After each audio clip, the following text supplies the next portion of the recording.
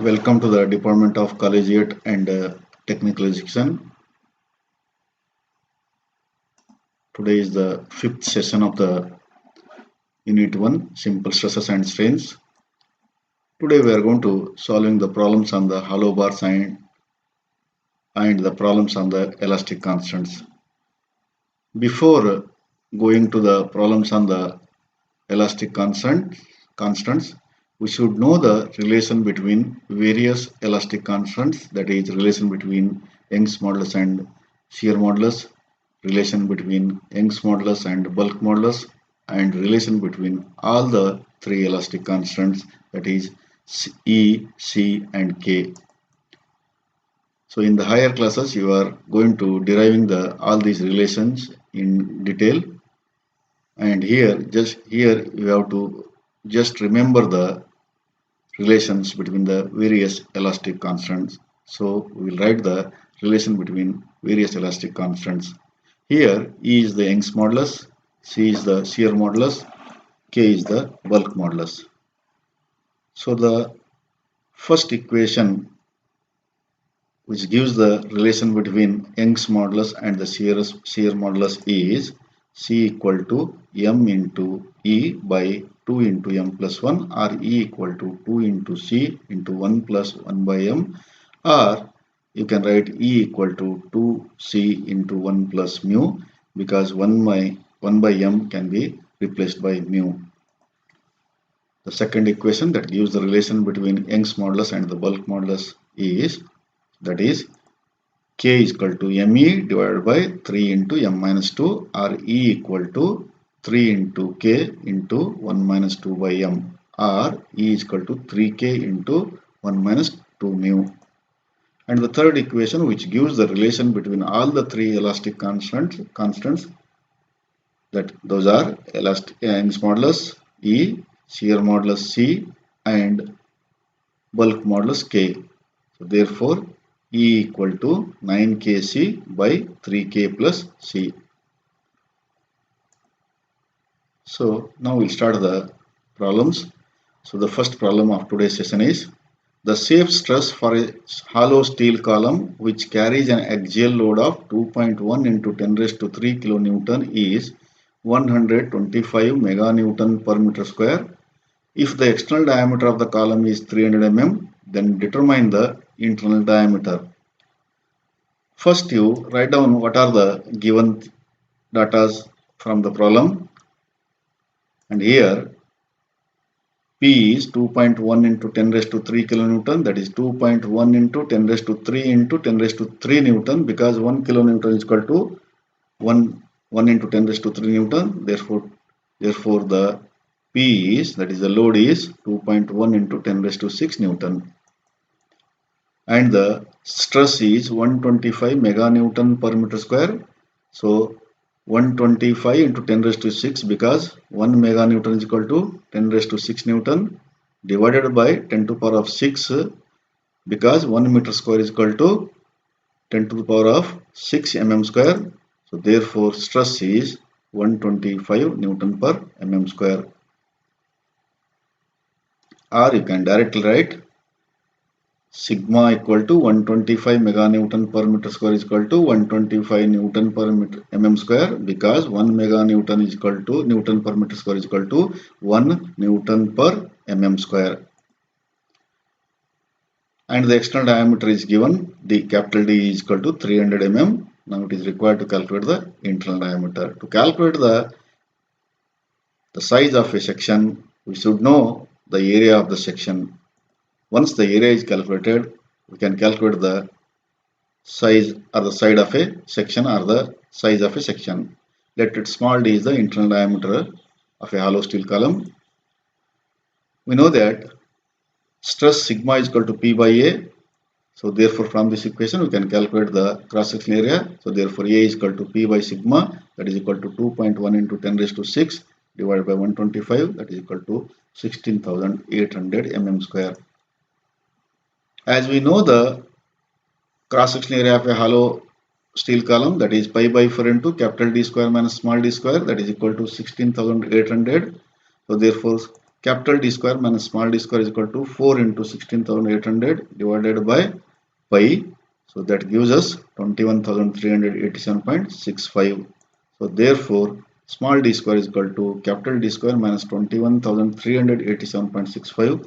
That is equal to, as the value of external diameter is 300 square, 300. So therefore, 300 square minus 21,387.65, that is 68,612.35. So therefore, internal diameter of a hollow steel column is under root 68,612.35, and that is equal to 262 mm.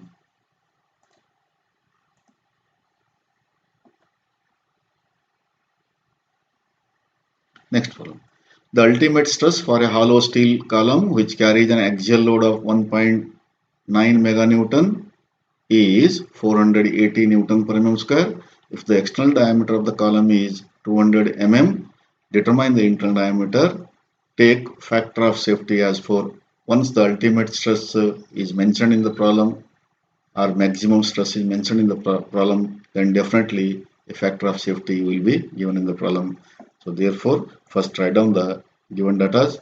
So the load P is, that is the ultimate stress sigma ultimate is 480 Newton per mm square, and load P is 1.9 meganewton, that is equal to 1.9 10 raised to 6 Newton, as 1 meganewton is equal to 10 to the power of 6 Newton, and external diameter is 200 mm, and factor of safety is given 4. As we know that factor of safety is the ratio of ultimate or the maximum stress to the working or the working or the safe stress.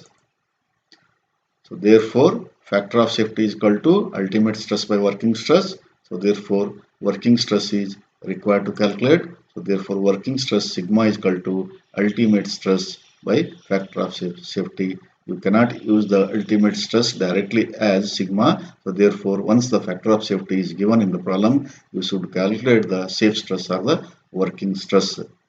So therefore, sigma is equal to 480 by 4. So therefore, 120 Newton per mm square. Once we know the working stress or the safe stress, now we can calculate the cross-section area, as the load is also given and stress is already there. So therefore, cross-section area A is equal to P divided by sigma, that is 1.9 into 10 to the power of 6 divided by 120, that is equal to 15,833.33 mm square. So as we know that the cross-section area of a hollow bar or a hollow column is pi by 4 into capital D square minus small d square, that is external diameter square minus internal diameter square, that is equal to 15,833.33. Therefore, capital D square minus small d square is equal to 4 into 15,833.33 divided by pi. So that will give us 20,157.012. So therefore, substitute the value of external diameter that is given in the problem. Therefore, 200 square minus small d square is equal to 20,157.012. So therefore, d square is equal to 40,000 minus 20,157.012, and therefore d square is 19,842.988, and d is under root 19,842.98, and therefore internal diameter of a hollow column is 140.86 mm. Next problem. A steel bar 2000 mm long, 20 mm wide, 10 mm thick is subjected to a pull of 20 kN in the direction of its length. Then find the changes in length, breadth and thickness. Take E equal to 2 into 10 raised to 5 Newton per mm square and 1 by m is equal to 0.3. First, note down the given data. So length is 2000 mm and breadth B is 20 mm. And thickness T is 10 mm, load P is 20 kilonewton, that is 20 into 10 raised to 3 Newton, and the Young's modulus E is 2 into 10 raised to 5 Newton per mm square, and the Poisson's ratio is 0.3. First,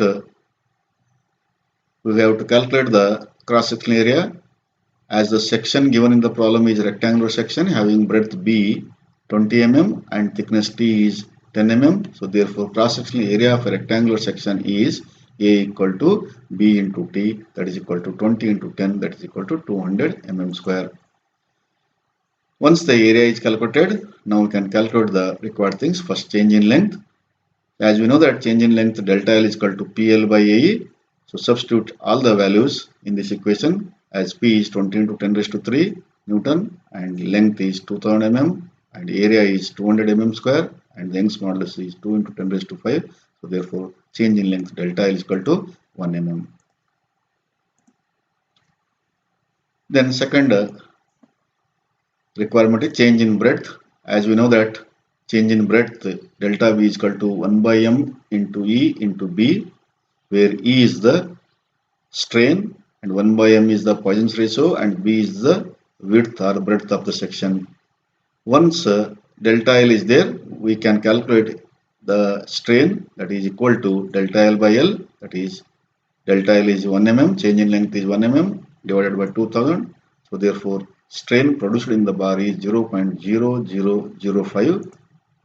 So therefore delta B is equal to 1 by m into E into B. Substitute the values of 1 by m, E and B. Then we'll get the change in breadth as 0.003 mm. Next, change in thickness. As we know that delta T is equal to 1 by m into E into T. Now just substitute the value of 1 by m. E already we have calculated as 0.0005 and the value of thickness. So therefore the delta T is equal to 0.0015 mm. The next problem is a bar of steel 1 meter long, 20 mm wide, 10 mm thick is subjected to a tensile load of 10 kN in the direction of its length. Find the changes in its length, in its width, in its thickness, and last one is changes in volume. And the value of E is given. E is equal to 2 into 10 raised to 5 Newton per mm square and the Poisson's ratio is 0.3. Again, haven't practiced to write down the given data clearly, and then as L is 1 meter, that is equal to 1000 mm and B is 20 mm, T is 10 mm and P is 10 kilonewton, that is equal to 10 into 10 raised to 3 Newton and Young's modulus is 2 into 10 raised to 5 Newton per mm square and the Poisson's ratio is 0.3. So your first duty is to calculate the cross-sectional area as the breadth and thicknesses are given. So therefore cross-sectional area of a section is A is equal to B into T, that is B is 20 mm and T is 10 mm. So therefore 20 into 10 mm into mm square, therefore 200 mm square. Now we'll calculate the changes in length or change in length. As we are very familiar with the equation, delta L is equal to PL by AE. Substitute all the parameters, all the values of the P, L, A and E. Then obtain the value of, get the value of delta L. So therefore after calculating delta L will be 0.25 mm. The next required thing is change in breadth. As you know that delta B is equal to 1 by m into E into B, because Poisson's ratio is the ratio of lateral strain to linear strain. So therefore lateral strain is equal to Poisson's ratio into E.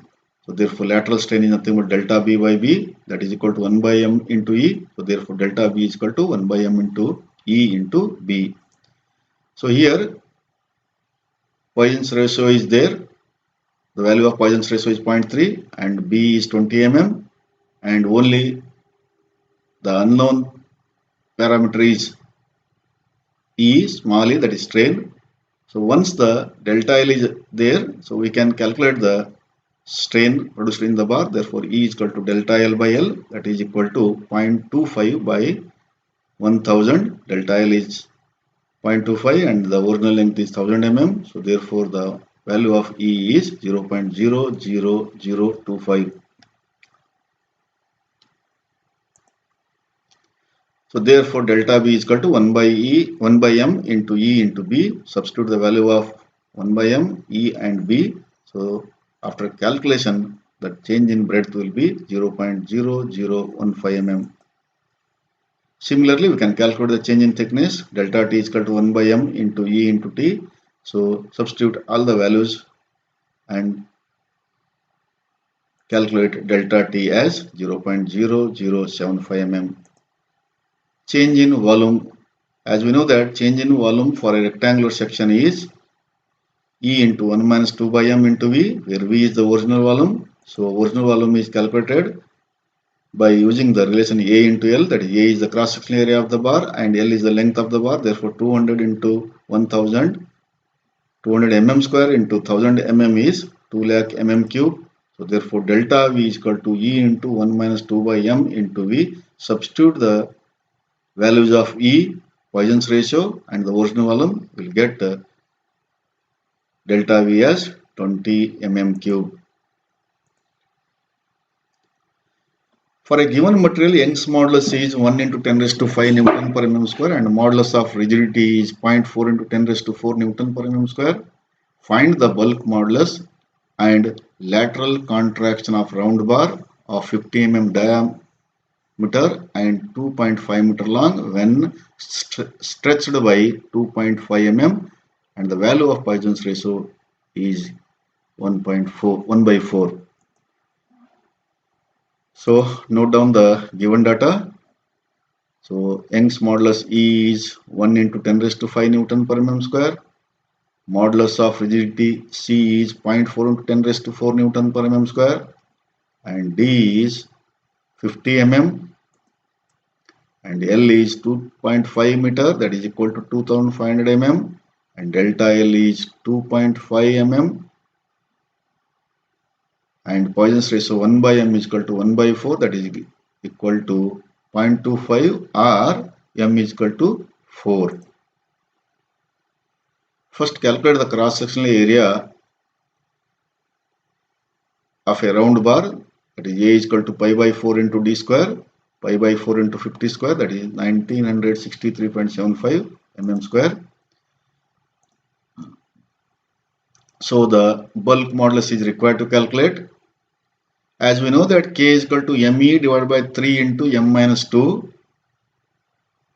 So substitute the value of m as 4 and E as 2 into 10 raised to 5, and after calculation we will get the value of K as 0.667 into 10 to the power of 5 Newton per mm square. In this problem, the modulus of rigidity is given. So that is an extra data. Now the lateral contraction. Lateral contraction is nothing but change in diameter, because when a bar is subjected to tensile load, length is the linear dimension and diameter is going to become in the lateral dimension. The change in lateral dimension is the lateral contraction. Therefore delta D is equal to 1 by m into E into D. So here 1 by m is given and diameter is there, that is 50 mm. So E is required to calculate. So as the delta L and change in length and the original length are given in the problem, so strain can be calculated. So therefore del E is equal to 2.5 divided by 2500, so that will be 0.001. So therefore delta D is equal to 1 by m into E into D, that is 1 by m is 0.25 into 0.001 as E, and 50 is the diameter of the bar. So therefore delta D is equal to 0.0125 mm. So this is the lateral, this much amount is reduced in the cross section. So we'll have some MCQs.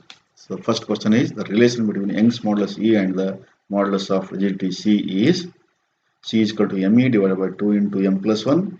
C is equal to me divided by 2 into m plus 2. So C is equal to 2 into m plus 1 by me, and C equal to me divided by 3 into m plus 1.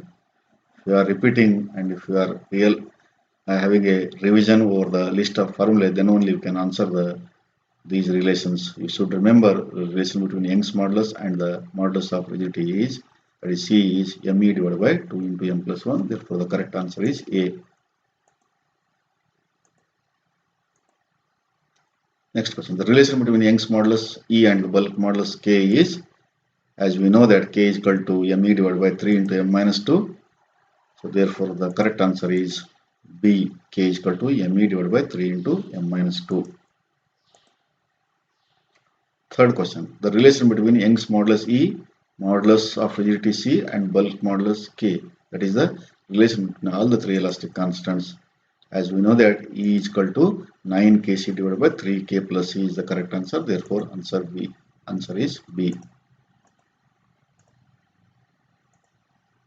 Fourth problem, the ratio of modulus of rigidity to modulus of elasticity for Poisson's ratio 0.25 would be. The options are 0.5, 0.4, 0.3 or 1. So, as we know the relation between the modulus of rigidity and the modulus of elasticity, as we know that C is equal to ME divided by 2 into M plus 1. So, therefore, ratio of C and E is required. So, therefore, here C by E is equal to M divided by 2 into M plus 1. As Poisson's ratio is 1 by M, that is equal to 0.25, or M is equal to 1 by 0.25, that is equal to 4. So therefore M will be 4. 4 divided by 2 into 4 plus 1, that is equal to 4 divided by 2 into 5, that is equal to 2 by 5, or it is equal to 0.4. The correct answer is B. So you should remember C is equal to ME divided by 2 into M plus 1. So bring that E in the denominator in the left hand side, that is C by E, and the remaining thing in the right side is M divided by 2 into M plus 1. And you should know that Poisson's ratio is 1 by M, that is equal to 0.25. So therefore M is equal to 1 by 0.25. 1 by 0.25 is equal to 4. So therefore value of M will be 4.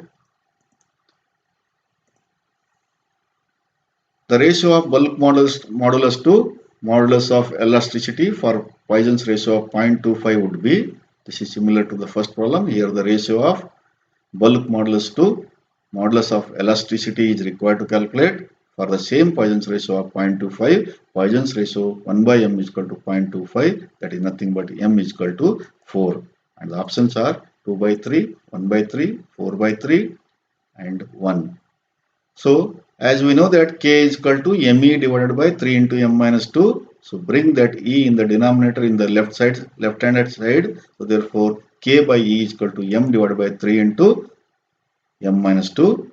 So the value of M is 4 for the Poisson's ratio of 0.25. So therefore 4 divided by 3 into 4 minus 2. 4 divided by 3 into 2. Just to see the options and depends on the options just to simplify the answer. So therefore 2 1 are 2 2 are. So therefore 2 by 3 is the correct answer. So the option A is correct. Next question, the ratio of modulus of rigidity to bulk modulus for Poisson's ratio of 0.25 would be 2 by 3, 2 by 5, 3 by 5 and 1. As the Poisson's ratio is 0.25, therefore value of M will be 4, and here the ratio of C by K is asked. So in the fourth problem, you have calculated C by E, and in the fifth problem question, you have calculated K by E. So here, as you know that C by E is 2 by 5, so just to calculate C is equal to C by E and calculate K by E, and then divide C by E with K by E. So therefore C by E whole divided by K by E, that is 2 by 5 whole divided by 2 by 3. So therefore C by E into E by K is equal to 2 by 5 into 3 by 2. So therefore 2 gets cancelled. So the answer is 3 by 5.